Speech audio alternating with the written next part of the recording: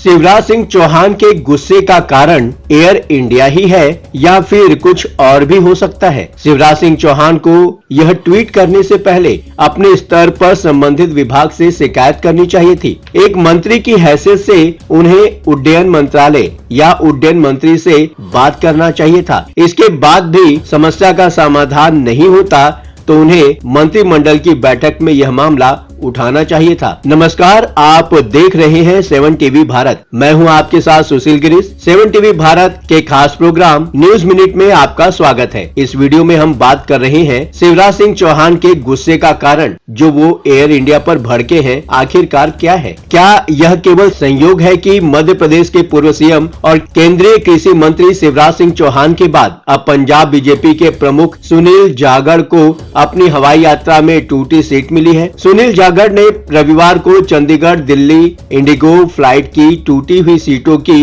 तस्वीरें शेयर की। हालांकि यह मामला पुराना है। उन्होंने जनवरी में यात्रा के दौरान यह फोटो खींची थी। जाखड़ का यह बयान केंद्रीय कृषि मंत्री शिवराज सिंह चौहान के एयर इंडिया की शिकायत के एक दिन बाद आया है। अभी 2 दिन पहले की ही बात है कि चौहान को भोपाल से दिल्ली की हालिया उड़ान में टूटी हुई सीट मिली थी। इसके बाद केंद्रीय मंत्री ने इस घटना का जिक्र करते हुए तंज कसा था कि एयर इंडिया पर टाटा समूह के अधिग्रहण के बाद उम्मीद थी कि कुछ सुधार होगा, पर ऐसा कुछ भी नहीं। जाहिर है कि एक केंद्रीय मंत्री अगर इस तरह का ट्वीट करता है तो इसका मतलब है कि या तो सरकार में उसकी सुनी नहीं जा रही है या वो जानबूझकर किसी को टारगेट करना चाहते हैं। बात समझनी है तो पूरी सुननी पड़ेगी। वीडियो पसंद आए तो लाइक, शेयर और चैनल को सब्सक्राइब करने के साथ साथ एक प्यारा सा कमेंट लिख सकते हैं। वीडियो में आखिरी तक बने रहिए। शिवराज सिंह चौहान के गुस्से पर संदेह क्यों हो रहा है? शिवराज सिंह चौहान आमतौर पर बेहद सुलझे हुए और जिम्मेदार किस्म के नेता हैं। अचानक किसी भी बात पर प्रतिक्रिया करना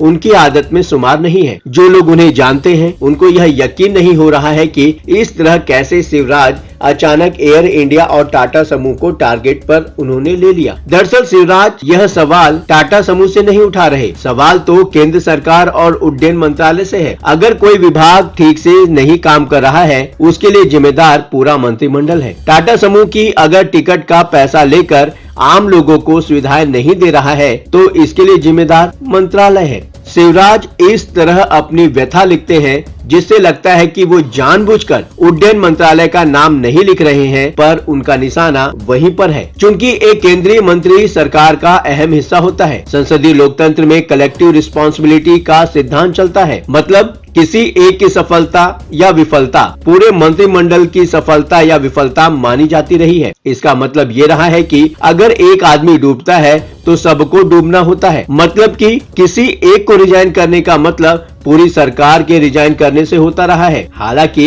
अब इसका पालन बंद हो चुका है, पर नैतिक रूप से इसका असर अब भी है। किसी भी मंत्री की कामचोरी से होने वाला नुकसान पूरी सरकार को उठाना पड़ता है। क्या शिवराज सिंह चौहान को यह ट्वीट करने से पहले अपने स्तर पर संबंधित विभाग से शिकायत नहीं करनी चाहिए थी? एक मंत्री की हैसियत से उन्हें उड्डयन मंत्रालय या उड्डयन मंत्री से बात करना चाहिए था। इसके बाद भी समस्या का समाधान नहीं होता तो उन्हें मंत्रिमंडल की बैठक में यह मामला उठाना चाहिए था। सोशल मीडिया पर कोई भी बात तब आनी चाहिए थी जब चारों ओर से वह निराश हो चुके हों। अगर इस तरह से किसी भी सरकार, प्रशासन या एमएनसीज के बड़े जिम्मेदार गलतियां गिनवाने शुरू करें तो जाहिर है कि किसी भी ऑर्गेनाइजेशन में कलह का वातावरण पैदा होना लाजमी होगा। क्या अंदरूनी राजनीतिक हलचल का ये परिणाम है? कोई भी पावरफुल मंत्री जब इस तरह का सवाल उठाता है तो जाहिर है कि वो दबाव में होता है और आमतौर पर इस तरह के फैसलों का परिणाम उसे भुगतना पड़ता है। याद करिए, उत्तर प्रदेश के मुख्यमंत्री योगी आदित्यनाथ के शुरुआती दौर में एक बेहद पावरफुल मिनिस्टर होते सिद्धार्थ नारायण सिंह, जो लाल बहादुर शास्त्री के परिवार से आते हैं। उन्होंने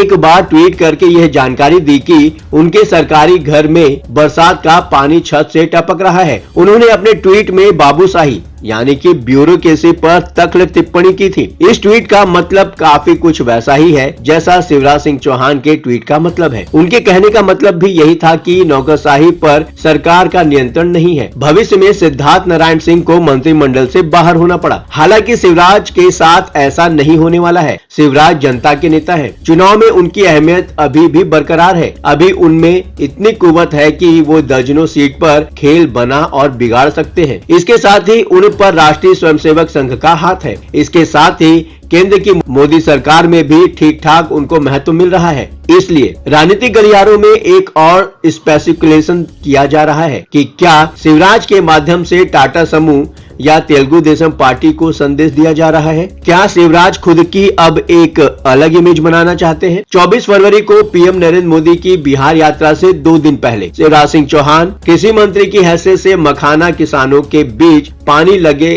खेतों में पहुंचे हुए थे। पानी में घुसे हुए किसानों के बीच शिवराज सिंह का ये वीडियो सोशल मीडिया में देखने को मिल रहा है। मध्य प्रदेश में अपने शासनकाल में मामा के नाम से लोकप्रिय हो चुके शिवराज सिंह चौहान कृषि मंत्री के रूप में अपनी अलग पहचान बनाना चाहते हैं। मध्य प्रदेश की सत्ता जाने के बाद भी कई बार उनके व्यवहार से लगता रहा है कि वो सुपर सीएम के रूप में खुद को देखना चाहते हैं, पर कभी कभी वो सत्ता में न रहने की पीड़ा भी बताते रहते हैं। एक कार्यक्रम में उन्होंने हैं और थे के बीच का अंतर बताया और साथ ही पीएम मोदी की तारीफ कर बयान को बैलेंस करने की कोशिश भी की थी। शिवराज ने कहा कि राजनीति में बहुत अच्छे कार्यकर्ता और मोदी जी जैसे नेता हैं जो देश के लिए जीते हैं, लेकिन ऐसे भी हैं जो रंग देखते हैं। मुख्यमंत्री हो तो चरण कमल के समान है और नहीं हो तो होर्डिंग से फोटो भी ऐसे गायब हो जाती है जैसे गधे के सिर से सिंह। उन्होंने यह भी कहा कि लगातार काम में लगा हूं और मुझे 1 मिनट की भी फुर्सत नहीं है। अच्छा है कि राजनीति से हटकर काम करने का मौका मिल रहा है। कुछ दिनों पहले सीहोर जिले के